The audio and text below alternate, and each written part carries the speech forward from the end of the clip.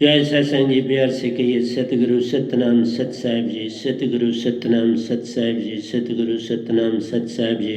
बोल सतगुरुदेव महाराज की जय, सतगुरुदेव महाराज की जय। आज के सत्संग के आनंद की जय, आज के सत्संग के आनंद की जय। तो प्यारे सत्संग जी, आज 10-10, 20-20 है और मैं सभी हंसों को, परमहंसों को और सतपुरुष जी, निजधाम के सतपुरुष जी को मेरा सादर प्रणाम है। मेरे प्रणाम को कबूल करें और मुझे अपना माइक बनाए रखने की कृपा करें। बस यही मैं आपसे चाहता हूँ।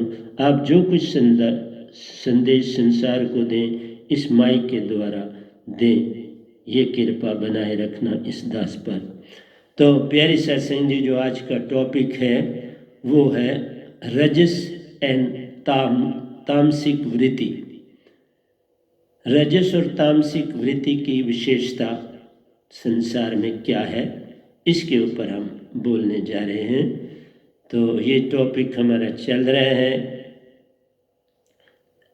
पिछले 3 दिनों से, लेकिन अभी चलेगा, ये अभी ख़त्म नहीं हो रहा, क्योंकि इसके ऊपर तुम्हारा सारा संसार निर्भर करता है। ये 4 गुणों के ऊपर कृष्ण भगवान ने भी बड़ी रोशनी डाली। उन्होंने भी यही कहा, क्योंकि ये कर्म की दुनिया में ले जाते हैं, सात्विक रजस तामसिक गुण, कि तुमने संसार में कर्म कैसे करने हैं, किस तरह से तुमने संसार में चलना है, उसके ऊपर है। और उन्होंने, कृष्ण भगवान ने भी कहा था कि कभी भी जो काम करो उसमें इच्छा न रखो, इच्छा रहित कर्म करो। लेकिन आपने देखा कि वहाँ पर एक ही पर्सनैलिटी आपको दिखती है और कहीं दूसरी पर्सनैलिटी दिखती नहीं। आपने देखा सभी योद्धा कौरवों और पांडवों के जंग में मौजूद हैं, और वही मौजूद हैं जो रजस क्वालिटी के हैं, क्योंकि रजस की क्वालिटी ही फौजें होती हैं, वही फाइटिंग करती हैं, वही लड़ती हैं, वही योद्धा होते हैं, वही प्लानिंग करने वाले होते हैं, बड़े सियाने होते हैं, चालाकी में बड़े होशियार होते हैं। और कृष्ण भगवान, आपने देखा कि वो सत्य को रिप्रेजेंट कर रहे हैं,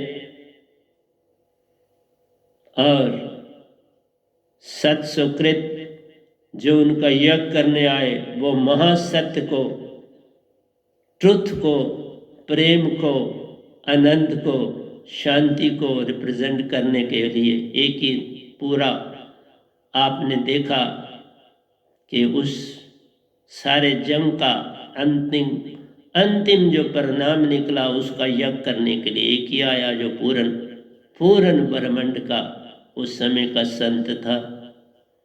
और कृष्ण भगवान ने उस सारे चीज को लीड किया, सत्य का रिप्रेजेंटेशन उन्होंने भी किया, और बाकी जितने भी वहां मौजूद थे वो तो सब रजस थे, और तामसिक तुमको दिखाई नहीं, क्योंकि वो तो आगे ही मिटे हुए थे।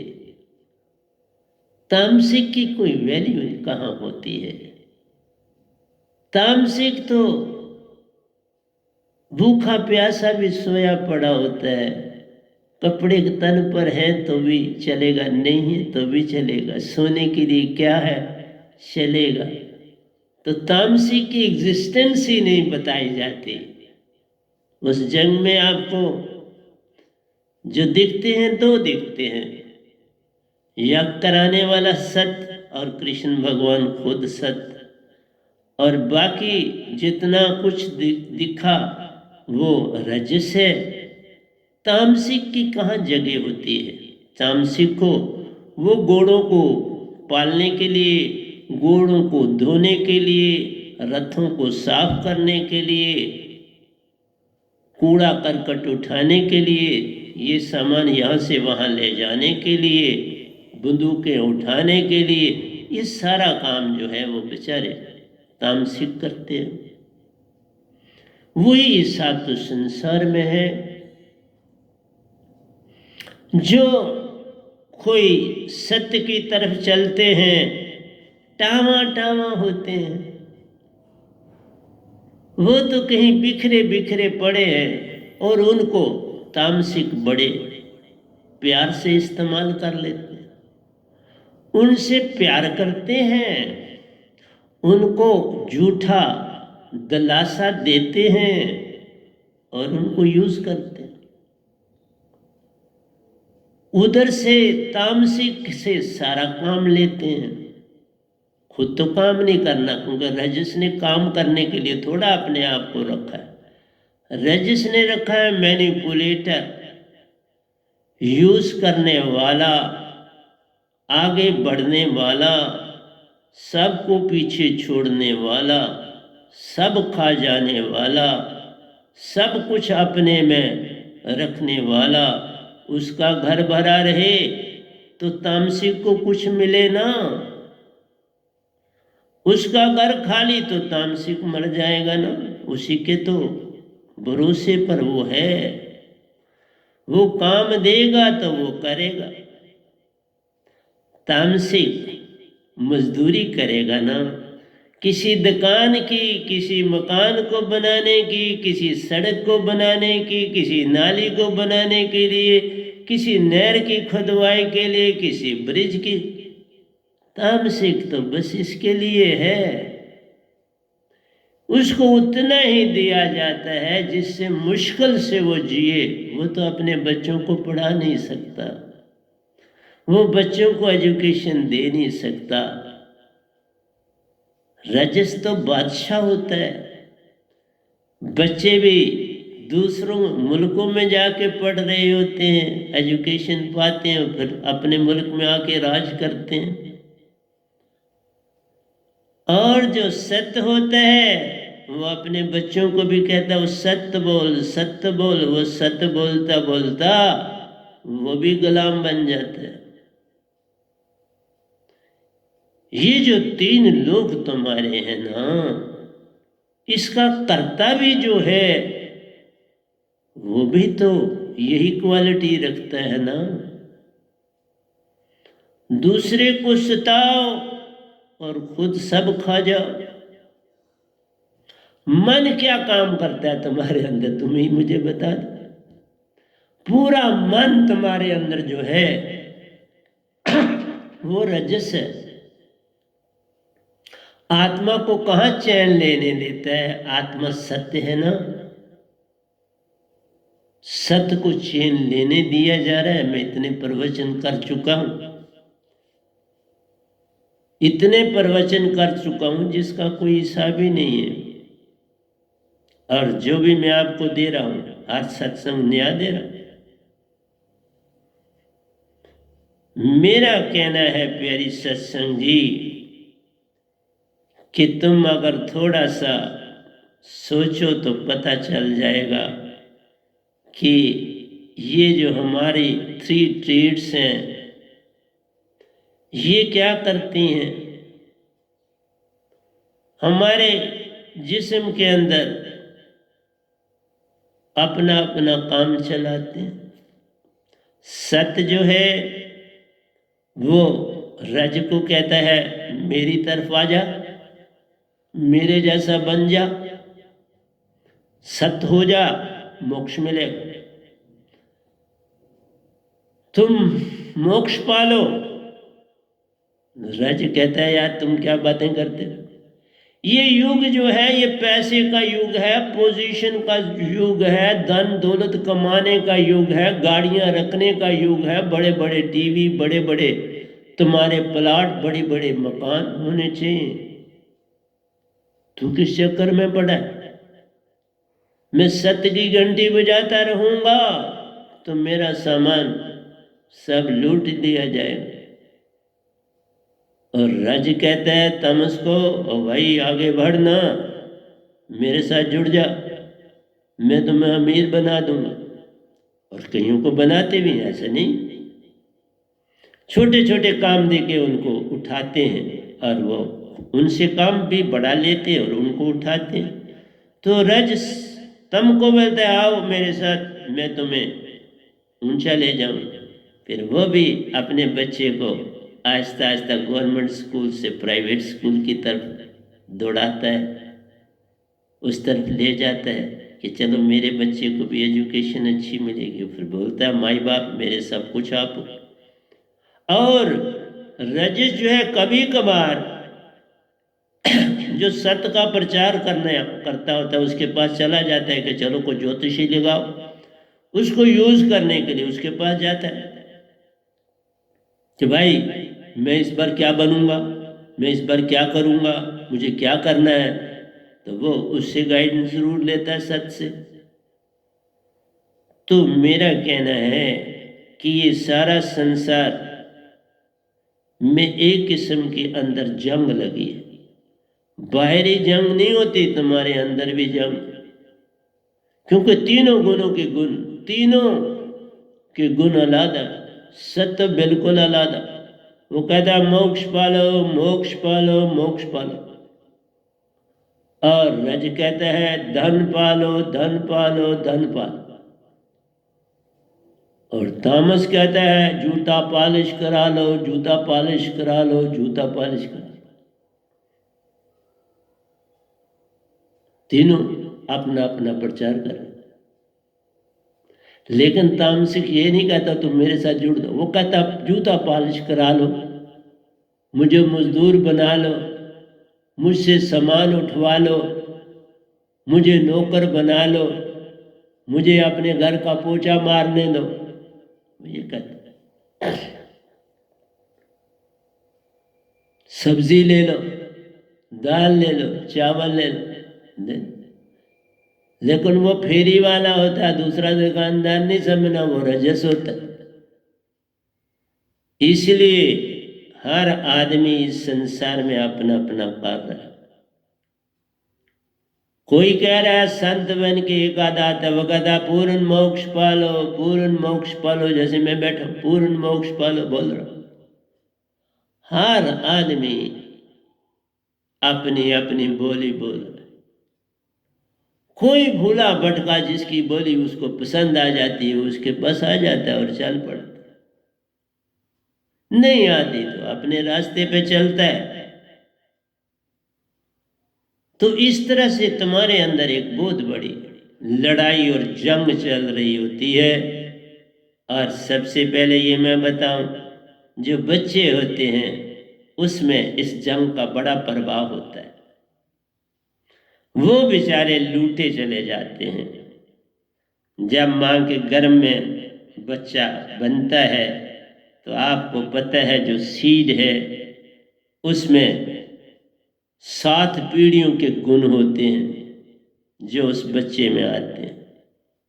7 सुरतियों के गुण होते हैं जो उस बच्चे में आते हैं। उसके अंदर मन का प्रभाव अभी नहीं होता, सुरती का प्रभाव होता है उसके अंदर, और उसके पास अपने बुजुर्गों के गुण होते हैं अंदर। और जब सुरती होती है तो सतपुरुष का भी संग होता है उसके साथ, क्योंकि उसका संग कौन करे, नहीं तो अंदर माँ के गर्भ में पल पल सतपुरुष आप उसका ध्यान देते। इसलिए कुछ सतपुरुष एक थोड़ा है, वो जितने रूप बनाना चाहे बनाते हैं, जितने गर्भ अवस्था में होते हैं उनका साथ वो देते हैं, पल पल साथ देते हैं। और वो भी जो अंदर होता है ना मनुष्य, वो कहता है मैं बाहर जाऊंगा ना जब, मैं मालिक तेरे को नहीं भूलूंगा, तो कितना प्यारा है, कितना अच्छा है, मेरा कितना ध्यान रखते हो, मैं संसार में भी पहुंच के मैं आपको नहीं भूलूंगा। लेकिन संसार में आते ही पहला सांस लेता है ना, तो पहला सांस में ही मन का दाखला भी होता है और सुरती का भी नृत्य का भी दाखला होता है उसके अंदर। सुरती तो पहले ही आ जाती है, क्योंकि जिस समय प्राण आते हैं तो सुरती भी संग है आती है, क्योंकि प्राणों के पीछे पीछे सुरती चलती है। प्रेम है ना आपस में बड़ा, सुरती और निरति का बड़ा प्रेम है कि मिलके हंसा बनता है। और जहाँ प्राणों को ले जाया जाता है वो, क्योंकि सुरती को मन की कोई ताकत नहीं पकड़ सके, बड़ी शक्तिशाली, पर निरति को उसके जो लेने वाले आते हैं रूह को, वो ले चलते हैं साथ, और सुरती पीछे पीछे चलती है। और जिस शरीर में निरति प्राण का संचार होता है वहीं पे सुरती पहुंच जाती है। प्रेम है बड़ा तो वो वहीं पहुंचेगी जहां निरति पहुंचती। तो उस बच्चे के अंदर आत्मा भी है, और आत्मा के साथ उसके जो बॉडी के डेवलपमेंट हो रही है उसमें उसके पूर्वजों के गुण भी उसके साथ, 7 पीढ़ियों के गुण वो उसकी परवरिश में जुट जाते हैं। उसका वैसा रंग रूप, उसकी वैसे बॉडी की दशा, जैसे माँ बाप के ज़्यादा गुण होते हैं, उसके बाद दादा दादी के होते हैं, उसके आगे आगे कम होते चले जाते हैं, लेकिन गुण 7 पीढ़ी तक आते हैं उसके बाद।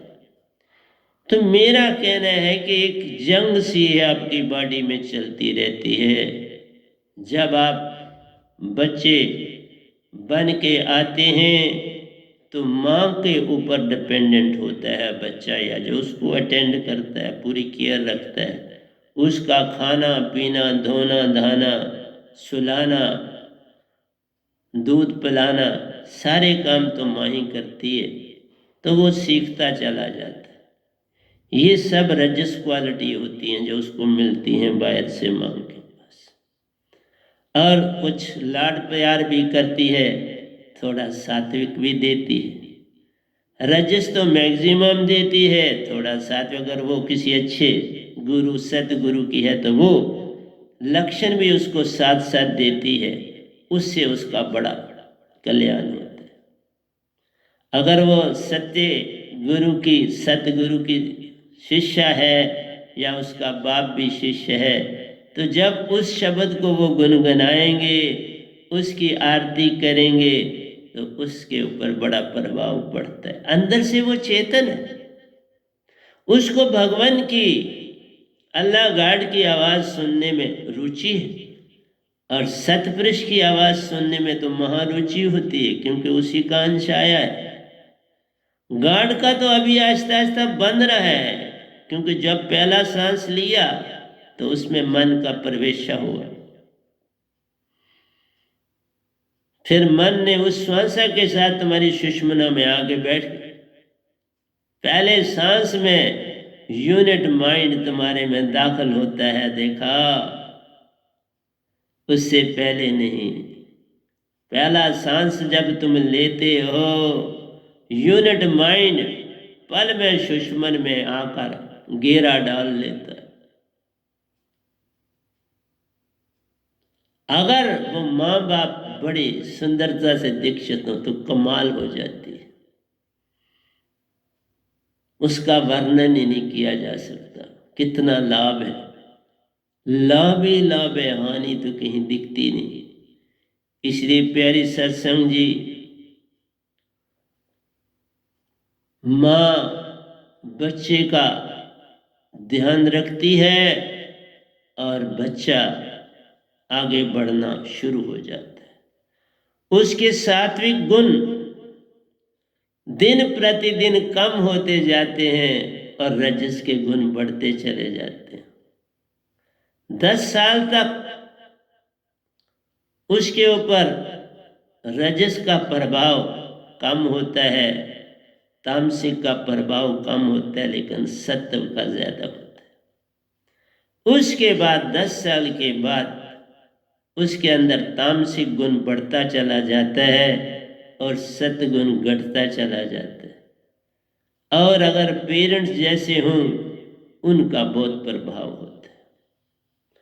इसलिए हम कहते हैं कि बाबा औलाद से पहले दीक्षित होना चाहिए।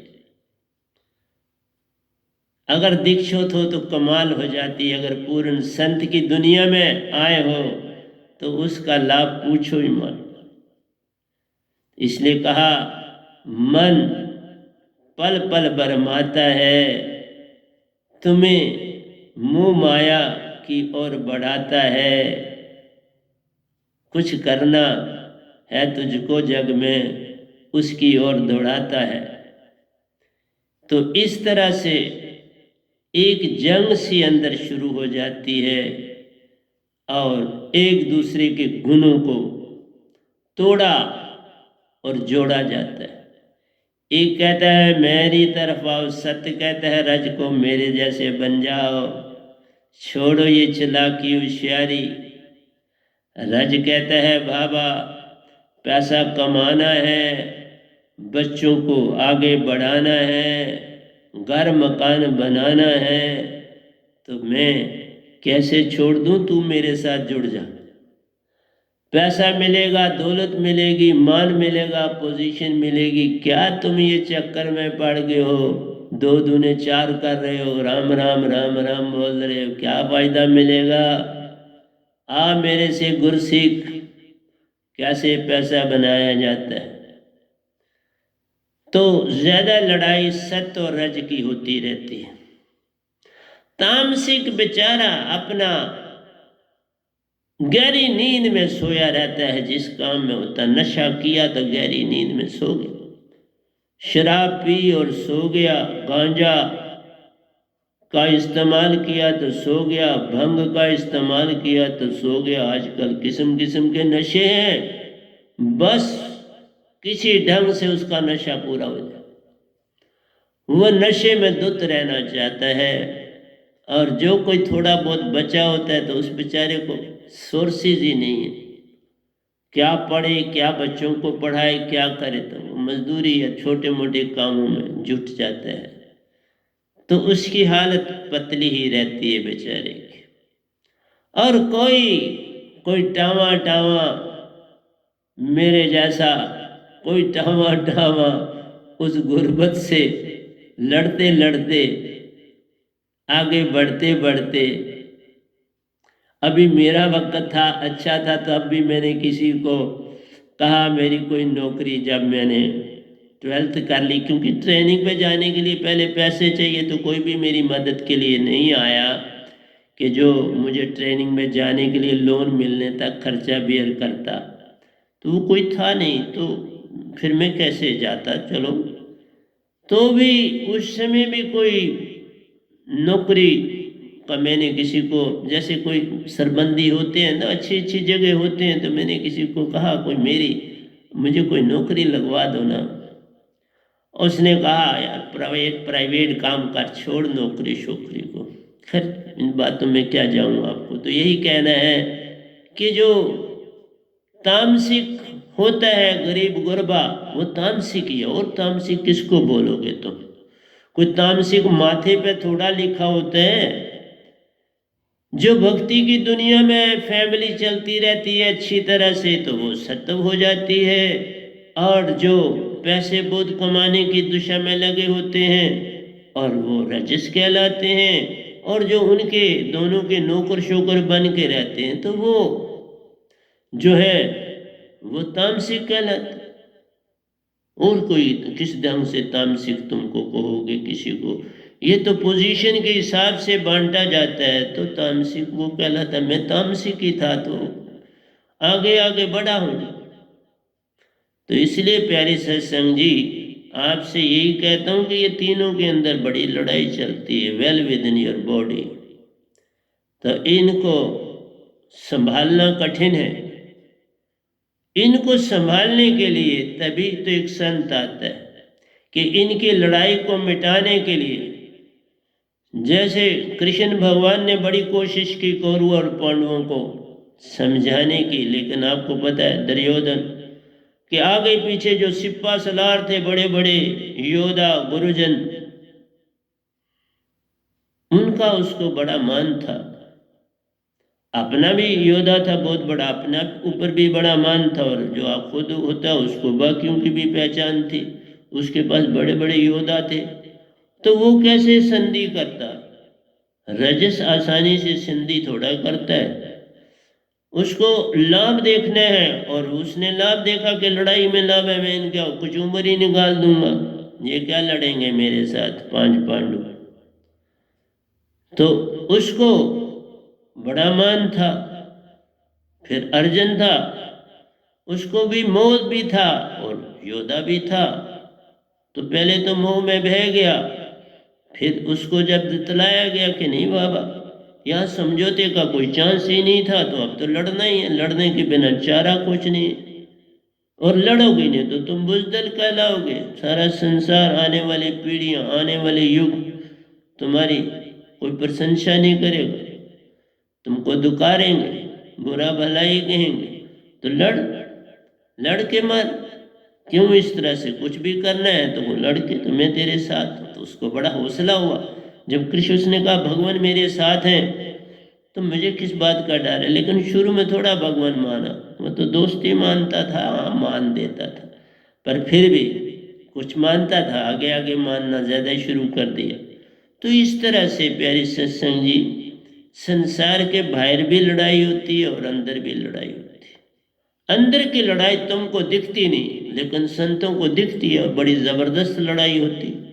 हर जीव लड़ रहा है, कोई जीव नहीं जिसके अंदर लड़ाई नहीं। और वो भयंकर लड़ाई है, क्योंकि साथी बनाया नहीं। साथी ही तभी सतगुरु और गुरु को साथी बनाया जाता है उस लड़ाई के लिए। और क्या अवस्था है? गुरु की अवस्था है कि अंदर की जो लड़ाई हो रही है उसका मेरा कोई सहायक बन जाए, ताकि मेरी हेल्प हो, मैं जिस तरफ चलना चाहता हूँ वो मेरी सहायता करे। और वो चीज़ तो सात्विक बनाती है। लेकिन जब वो संसार के चक्रों में पड़ जाता है तो उसके अंदर मांगे आ जाती हैं, तो वो रजस की तरफ चल पड़ता। मांगे करना मतलब ही रजस की तरफ चलना। मांगे रजस करता है पल पल, हर 2-2 मिनट पर रजस के लिए पास मांग ही मांग होती है। वो भला अपना करना चाहता है, किसी का भला बाद में देखता है। वो उसको अगर किसी जगह से 100 रुपया मिलेगा तो वो 1 रुपया दे सकता है। 100 रुपया मिले उसको तो वो किसी को 1 रुपया दे सकता है, बस उससे वो भी काम लेके, ऐसे नहीं देता। पैसे वाला बड़ा ही कंजूस होता है, ये भी देखा मैंने, तब बोलो बड़ा कोई उससे पैसा निकलवाना बड़ा कठिन। जो मीडियोकर होता है उससे फिर वो आराम से दयालु होता है, लेकिन जो बड़ा पैसे वाला होता है उसके अंदर दया भावना बिल्कुल नहीं होती, और कहता है ये पैसा बड़ी मुश्किल से कमाया जाता है, कहता हूँ। इसलिए प्यारे सत्संग जी, मैं आपको क्या बताऊं, अगर इस झगड़े को अंदर से मिटाना चाहते हो तो फिर क्या करना पड़ेगा? आपने अंदर जो आपके पास 2-2 3-3 तरफ चलते वो छोड़ के एक तरफ आ जाओ। दो बाजरे मत बनो, आप रजस भी साथ में बनो, सात्विक, ये पॉसिबिलिटी नहीं। जब सात्विक हो तो सात्विक रहो, जब रजस हो तो रजस रहो, तामसिक हो तो तामसिक रहो। आप गिरगिट की तरह रंग न बदलो तो लड़ाई नहीं होगी। लड़ाई तभी है कि तुम 2 मिनट में सात्विक हो तो तीसरे मिनट में रजस बनना चाहते हो, और रजस जो है 2 मिनट के लिए, अभी तो सारा दिन उसने रजस में काटा, 2 मिनट के लिए भगवान के आगे हो, तो वहां पर भी वो मांग ही करेगा, क्योंकि उसकी अपनी क्वालिटी जो है वो पैसे में नगा है, तो वो उसी को मांगेगा, और क्या करेगा भक्ति। पर चलो उसने हाथ ही मालिक के आगे जोड़ा, मालिक तो भी खुश हो जाते हैं, बाबा चलो तुमने हाथ तो जोड़ा मेरे सामने, लेकिन वो हाथ उसके सामने जोड़ता वो दिखाई नहीं जो दे रहा। जो ईगो रखने वाला है, जो दिखाई नहीं देता, उसके साथ आगे हाथ दौड़ा ना दौड़ा एक ही बराबर तो है। बिन जाने के आराधी है अंधा अंध कमावे, तो वो हाथ जोड़ देते, कहते कोई बात नहीं। तो ये गुण ऐसे हैं जैसे 3 नदियां किसी जगह पे आके मिलती, लेकिन ये 3 नदियां का कोशिश होती है कि हम सुरती को तोड़ें और इसमें चले जाए, लेकिन उनको ये पता नहीं होता कि हम सुरती वाले गुण हमारे पास नहीं है। हम तो मन से क्रिएट किए हुए, हमारे गुण मन के हैं, तो सुरती में कैसे जाएंगी? लेकिन वो सुरती के ऊपर अपना प्रभाव डालती। जैसे आप पतीला लेते हैं तो पतीले का कोई संबंध तो है नहीं, गैस से कोई संबंध नहीं है, पानी से उसका संबंध नहीं है, चावल से, हो तो पतीला अपना पतीला। लेकिन उससे हम काम लेते हैं कि बाबा गैस चलाई, पानी डाला है, दाल डाली है, कहते पक जा। तो पतीले को पता ही नहीं तो वह पक जाता। पतीले को कोई लेन देन नहीं, फिर साफ सुथरा करके तुम पतीले को वैसे का वैसा रख दे। देखा तुम्हें, मैंने बिल्कुल ठीक है, तुम्हें इस्तेमाल किया हमने, तुमको बिल्कुल ठीक रहा दे, वो खुश है अपनी जगह बेचारे। इसी तरह से ये तीनों गुण आत्मा को डिस्टर्ब करते हैं और आत्मा वाच करती है। और जब उनको ये वाच करती है तो उस बेचारी का समय जाया करते हैं ना। जब आप सिनेमा हॉल में गए हो या टीवी देख रहे हो या किसी चीज मैगजीन को देख रहे हो तो कुछ पढ़ रहे हो, तो वो समय जैसा आपका है, अच्छा या बुरा, जहाँ तो वो समय तो आप वहाँ देना पड़ेगा ना। इसी तरह से बोला कि ये तीन नदियां जो आपकी हैं आपके अंदर, ये इनका, क्योंकि मन के तो अंग है, फिर तंग किसको करेंगे? दूसरे को ही तंग करेंगे ना। कोई अपने भाई के साथ ज्यादा नहीं लड़ेगा, कभी कभी बड़े होकर वहां पर भी लड़ते हैं, लेकिन पहले वो समाज के साथ लड़ेगा। तो इस तरह से जो अनजान चीज है उससे लड़ेगी। तो ये तीनों अंदर सुरती से लड़ते हैं और तीनों कहती हैं इकट्ठे हो जाओ, इससे लड़ना है। कभी इकट्ठी भी हो जाती हैं, फिर ज्यादा प्रेशर डालती हैं बेचारी आत्मा में, तो आत्मा बेचारी चुप हो जाती। क्या करे, उस पर कोई प्रभाव तो पड़ता नहीं, वो देख सिर्फ करती है, हंसती है उनको देख के, ये क्या कर रहे हैं। पर अपना ही रास्ता नहीं पता है, कैद में मन माया की कैद में पड़ी और उसको पता नहीं, और उसने अपने आप को तन जान लिया, ये भी नहीं पता। वो समझती है मैं ही तन और मन हूं, इसलिए वो इन तीनों वृत्तियों को हम कहते ठीक है बाबा, तुम भी मन से आए हो, मैं हूं ही मन, तो तुम करो जो करना है। लेकिन वो श्रुति के ऊपर कोई प्रभाव नहीं डाल सकते। तो इस तरह से उनमें एक चीज बनती है कि चलो हम तो इकट्ठी हुई, हम तो आपस में इकट्ठी चल रही।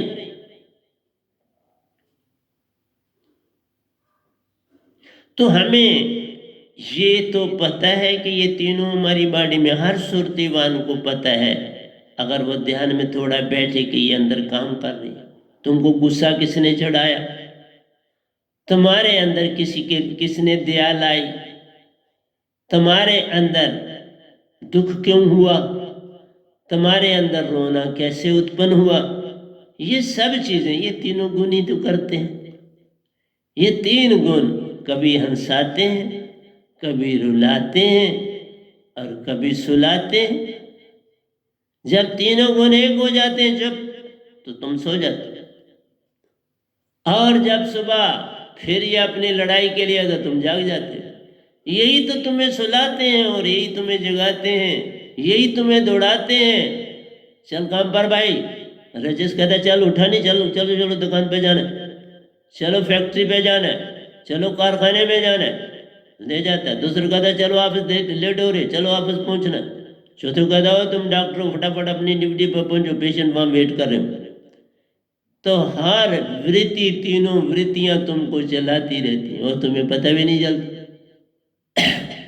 ये अंदर चलाती हैं, बाकी वृत्तियां तुमको कभी छोटी सी खुशी दे देती हैं।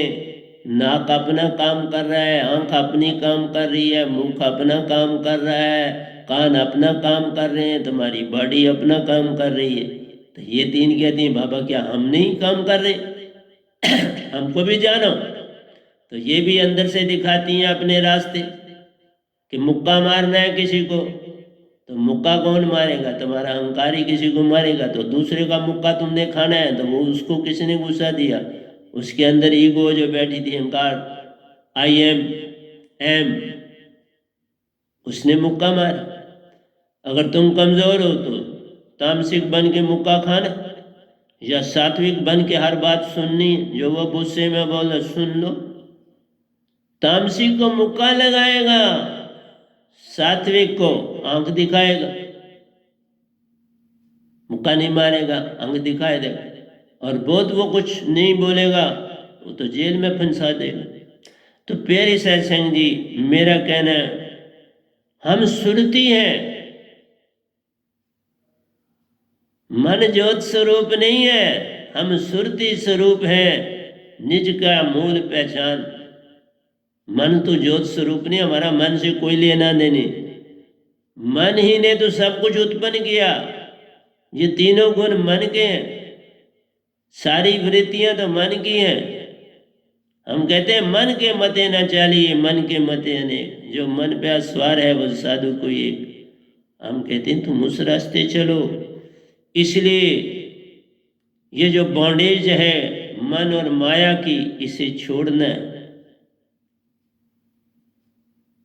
इसलिए सारा संसार किस तरफ दौड़ रहा है? कभी कहता है पैसा मिले, कभी कहता है इज्जत मिले, कभी कहता है ऊंची पोस्ट मिले, कभी कहता है लोग मुझे माने। तो ये रजस होगी। दूसरा कहता है भक्ति कर, मोक्ष दूंगा। भक्ति कर, कुछ ना मांग, सब मिलेगा, मोक्ष भी मिलेगा।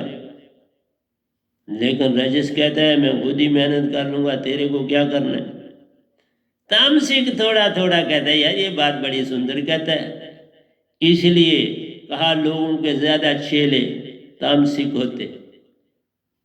लेकिन याद रखना, संत का चेला तामसिक नहीं बन पाता। उसमें रजस ही कुछ बटके आते हैं। तामसिक को होशियारी नहीं होती, तो जो संत है वो होशियार बनाने की चेष्टा में होता है। वो विजिलेंट रहता है अपने साधकों के साथ, पल पल की रिपोर्ट लेता है अपने साधकों की। मैं ये जो सत्संग दे रहा हूँ ना, ये सत्संग भी दे रहा हूँ और उनकी पल पल की, उनके अंदर की ज्योत को भी जगा रहा हूँ, उनके अंदर ठोकर भी मार रहा हूँ। पूरा कुम्हार होता हूँ, गुरु कुम्हार शिष्य कुंभ है। घड़ी घड़ी काटे खोट, अंदर हाथ सहारा दे, बाहर मारे चोट। ये सत्संग मेरी चोट होती है, देता भी इसमें हूँ, इसमें चोट भी देता हूँ। इसलिए उनको जगाए रखता हूँ, सोने नहीं देता हूँ। इसलिए अगर तुमने इन तीनों चीज़ों को अपने अंदर से शांत करना है, तो सतगुरु का बॉडीलेस वर्ड, निअक्षर शब्द, आकाश शब्द, निशब्द, सत शब्द, मूल शब्द, वैनाम शब्द इनके नाम हैं। इनको लिए बिना तुम इन तीनों गुणों से छुटकारा नहीं पा सकते। जिस समय ये दात आ जाती है, अंदर सुरती चेतन हो जाती है, फिर सुरती उनको पूरी तरह से जांच लेती है, फिर उनको बॉडी से बाहर कर देती है। तीनों को जो ही तुम में अवेयरनेस आती है, तीनों गुणों की छुट्टी हो जाती है। फिर ये तीनों गुण कहीं दिखाई नहीं देते। ये तीनों गुण तभी तक हैं जब तक सुरती चेतन नहीं होती। इसलिए कहा गुरु बड़े गोविंद से तो सुरती में कर विचार, बात बन जाएगी। मन में सोच विचारने, सुरती में कर विचार, सुरती से कर। तो गुरु कर ले आप समान, तुम्हें अपने जैसा बनाते। सतगुरु निज घर भी ले जाते हैं, अपना सा बना के निज घर ले जाते हैं। इसलिए गुरु कुमार शिष्य कुंभ है। तुम कुमार के आगे सर झुका लो, बात बन जाएगी। सर झुका के दांत पालो, तीनों गुण से छूट जाओगे। और तीनों गुणों में ही बाकी सारी चीजें छुपी हैं।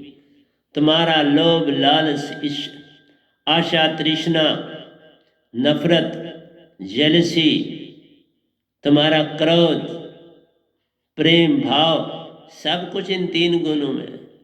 इन तीनों को हटाओ तो तुम तो लदे हुए हो। तीनों को हटा दो, चेतन सुरती से सुरतीवान हो, पूरी सुरती से अंदर राज करो ना। मन भी चला जाएगा, माया भी चली जाएगी। यही तो संतन की बात है। संतों में सब ये चला गया तो आपके सामने बैठ गया ना आके। तुम इन सबको जाने दो, फिर देख तमाशा, फिर देख तमाशा लंबड़दा, लंबड़ कैसे चमड़दा। फिर किस तरह से ये लंबड़दार बन जाता है और कैसे बुराइयों को पकड़ के बाहर एक एक करके निकाल देता है। इसलिए कहा जागो। और ये जो प्रॉब्लम पोज करते हैं सत रज और तम, ये मन के ही गुण है, ये मन ने आपके अंदर दे दिया। और अगर तुम इसमें सत्व भी बन जाते हो तो तुम्हारे अंदर से मन थोड़ा गया, मन का क्रिएट किया वह सत्व कितनी देर ताकत रखेगा। जो सुरती तुम्हारे अंदर है उसका सत्य का कोई मुकाबला है। ये तो आर्टिफिशियल सत्य, ये रिलेटिव ट्रुथ है। ये तीनों गुण जो है ये रिलेटिव ट्रुथ, सत्य रजन तम रिलेटिव। इसलिए सारा संसार रिलेटिव ट्रुथ में रह रहा है। सत्य जो कहता है मैं ये बड़ा बहुत अच्छा काम कर रहा हूं, वो है माया ने कब किसी का साथ दिया, किसके साथ रही। माया सपनी सबे नचावे, काट कर तुझको यमपुरी पंचावे। फिर एंड में काटती और यमपुरी पंचाती। माया सपनी कोई जाने ना, इसका काटा यमपुरी बिन कुछ जगह पहचाने ना। फिर यमपुरी ही मिलती है, यम का द्वार ही मिलता है। इसलिए प्यारी सत्संग जी, मैं बार बार समझाता हूँ, तुम्हें आन जगाता हूँ, तुम जागन को तैयार नहीं। फिर किसको मैं समझाता हूँ, तुम एक भी नहीं समझना चाहते हो। विचित्र बात तो ये है, इतने ज्यादा तुम इन तीन गुणों में खो चुके हो, वापसी का रास्ता नहीं दिखता। ये बड़े स्ट्रांग गुण है तुम्हारे अंदर, सत रज और तम के गुण बड़े गहरे। जिसको सोने की आदत है उसको जगाए रखना अति कठिन, और जो जागा रहता है एक संत उसको सलाए रखना बड़ा कठिन। मैं बड़ा कम सोता हूँ, बहुत ही कम, और काम करता हूँ ढेरों, योगा करता हूँ ढेरों, लिखता हूँ बेभा। Pen 3-3 4-4 pen at a time ink से भरे रखता। बड़ी कंजप्शन है मेरी इंक की, और फिजिकल फिट रहता हूँ। इस समय भी आपके पास पहुंचा हूँ, योगा आदि सब कुछ करके पहुंचा हूँ। कोई बच जाता है तो इसके बाद फिर करता हूँ। इसलिए प्यारी सत्संग जी, इन गुणों को जानना ही सबसे बड़ी भक्ति है। लेकिन ये काम यत्न से न होई, ये काम सुरत शब्द की दात से हुई। सुरत शब्द की दात जब पाते आत्म चेतन हो जाती है। अब किसी को माने ना अंदर, सबको आन भगाती है। तीनों गुण बाहर हैं जाते, पीछे से ईगो को, मान को भी तोड़ ताड़ बाहर कर जाती है।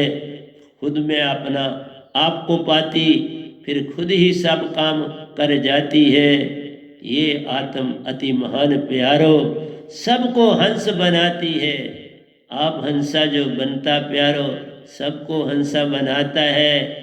एक दिन पर सारे हंसा मिल निज घर को वो जाते हैं। कुछ वहाँ रहते, कोई एक प्यारा जग में आन जग जगाता है। ऐसी प्रथा लिखी मेरे सतपुरुष, ऐसी कथा सुनाता हूँ। तो प्यारी सत्संग जी, मेरा काम आपको समझाना और जगाना है। तुम मानो ना मानो ये तुम्हारा काम है, लेकिन मैं तो बोलता ही जाऊंगा ना। मैं थोड़ा रुकूंगा कि भाई तुम जागते हो नहीं जागते, तुम खुशी ढूंढते हो, माया चाहते हो, ताकत चाहते हो, दुनिया में नाम करना चाहते हो, और स्पिरिचुअल वाली भक्ति को किसी काम का ना जान के बस उसमें मांग करते। पल पल रजस मांग है करता, बिन मांग के कुछ बात ना करता। मांग के बिना रजस के पास कोई बात नहीं। उसको प्रेम सत्य आनंद से राबता ही नहीं पड़ा और ना उसको जरूरत है। वो अपनी ईगो में सब कुछ पाता है।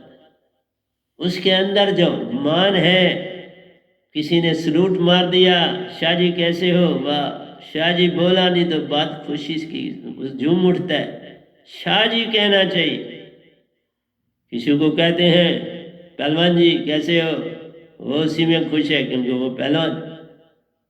उस्ताद जी कैसे हो, तो शैतानों का शैतान उस्ताद जी, वो खुश है, इसने मुझे पहचाना, उस्ताद जी बोल। और तुम संत को जानना ही नहीं चाहते तो संत को क्या कर, संत को शब्दों से खुश किया नहीं जा सकता। संत तो खुश तब होता है जब तुम में चेतना आ जाती है। जब चेतन से तुम बात हो करते, संत पल में तुम्हें जान जाता है। कितने ऊपर कितने अंदर इसकी पहचान वो पाता है। क्या बचोगे उससे तुम प्यारे, वो तो अंदर बाहर एक कर जाता है। वह अंदर से ऊपर से नीचे तक तुम्हें एक सेकंड में पहचान लेता है। संत लाखों कोस तुम बैठे हो, मेरा ध्यान करो कि मैं तुम्हें पहचान लेता। मैं इस कोरोना पीरियड में अपने साधकों को बैठे बैठे ठीक किया। आज वो मानेंगे, जब तक उनको हमला नहीं हुआ वो खामोश थे कि हमारा सदगुरु क्या करता है। अब घरों के घर मिनटों में ठीक होके फर्स्ट क्लास है। ये काम करता हूँ, बैठा बैठा करता हूँ। जिसके पास ये दौलत होगी उसी को मैं आन बचाऊंगा।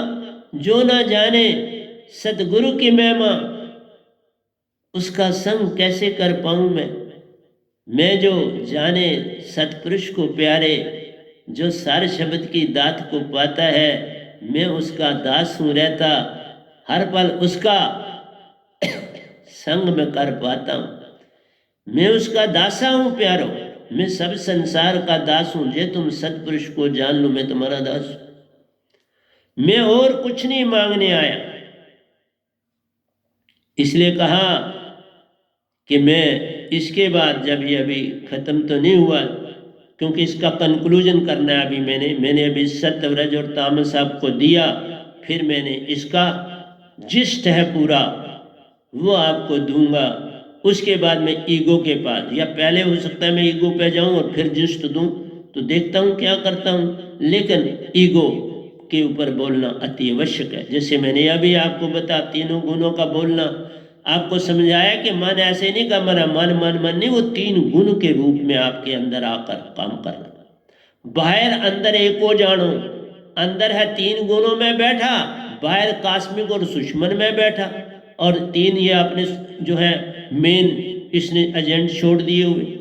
सत रजन तम ये उसके, ये वो सत्य नहीं जो सुरती का सत्य।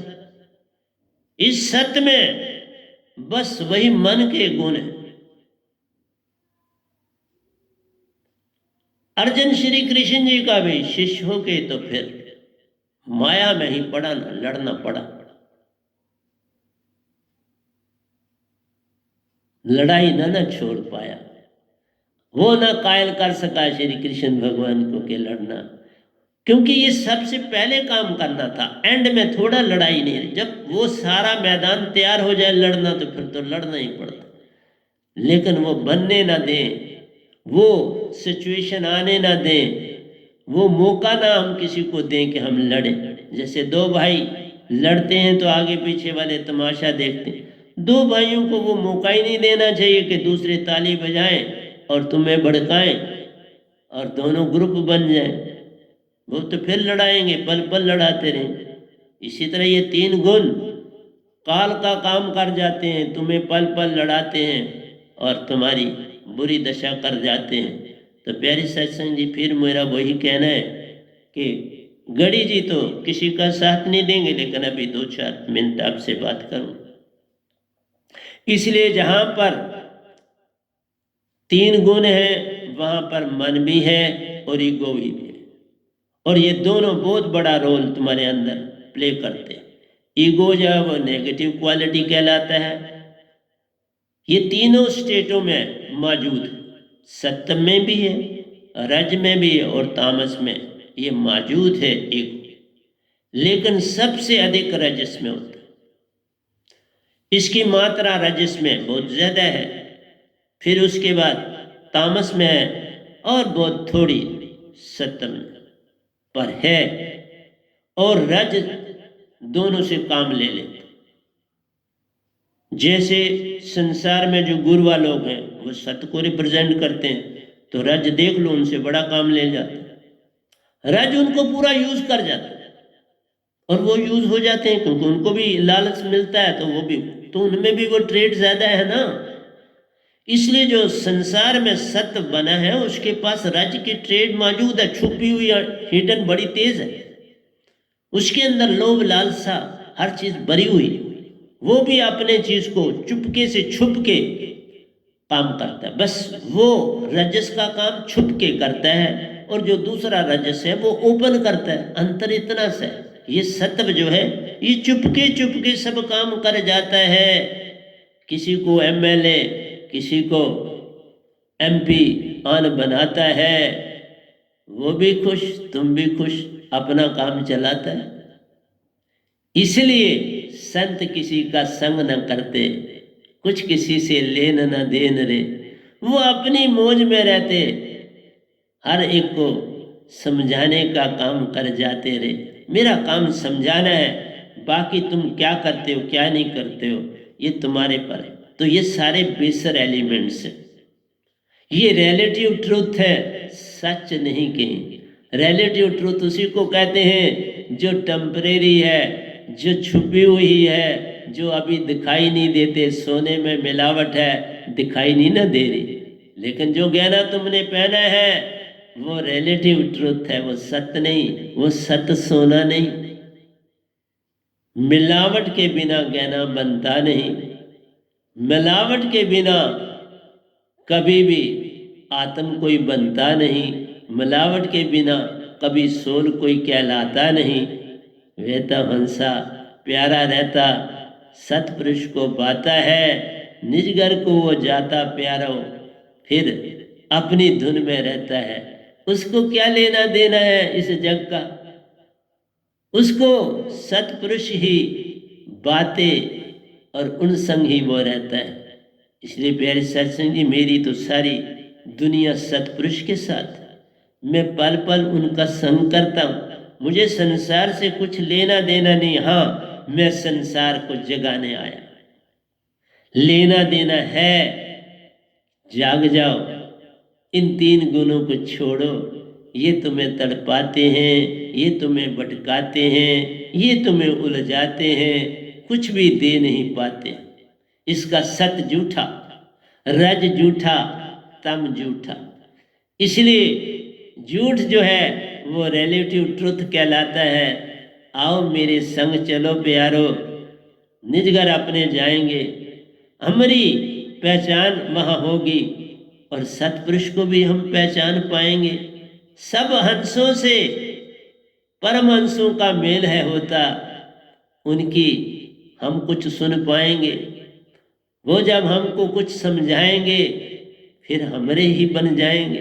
तो प्यारी सत्संग जी, जागो ना, जागे बिना पार कोई हुआ नहीं, कभी भी हो पाएगा नहीं। तो इसलिए मैंने बोला इसके बाद मैं ईगो के ऊपर भी बोलूँगा। पहले मैं इसको ईगो पे बोलने के बाद मैं इसको क्लोजिंग दूंगा। ये तीनों तत्वों को फिर मैं इकट्ठे जॉइंटली इनके विषय में आपको जानकारी दूंगा। लेकिन अभी इतना ही कहता हूँ कि ये तीनों गुण मन के ही गुण हैं। ये सारा कुछ मन और बॉडी के लिए करते हैं। ये अपनी बॉडी और मन को और पुख्ता बनाने के लिए हैं, तुम्हें होशियारी बनाते हैं और उससे सारा संसार चल रहा है। तुम तोड़ फोड़ करते हो, तोड़ फोड़ करोगे तो क़यामत आएगी ना। अगर ये रज ना होगा तो तोड़ फोड़ कौन करेगा। अगर नेचर को तोड़ फोड़ ही नहीं करोगे तो क़यामत नहीं ना आएगी। तुमने हवा गंदी कर दी, पानी गंदा कर दिया, मन का अंदर गंदा कर दिया, देखो कितनी बीमारियां फैली। किसी ढंग से ही आती है ना। हमने कुछ बिगाड़ दिया, उससे बीमारी आ गई। ऐसे बीमारी नहीं आती। हमने कोई तवाज़न संसार में खो दिया, उससे बीमारी आ गई और लाखों को ले गई, लाखों को तबाह किया, लाखों को भूखा मारा, लाखों के घर उजड़ गए, लाखों के बच्चे बिछड़ गए। तो प्यारे सत्संग जी, हम में कुछ करुणा होनी चाहिए, हम में कुछ दया भावना होनी चाहिए। सत्य के रास्ते पे ये बातें मिलती हैं, सत्य के बिना ये चीज़ें मिलती नहीं। तो प्यारे सत्संग जी, मुझे यहाँ पर ही रुकना पड़ेगा ना, क्योंकि घड़ी कहती है कि बाबा रुक जा, आगे मत जा।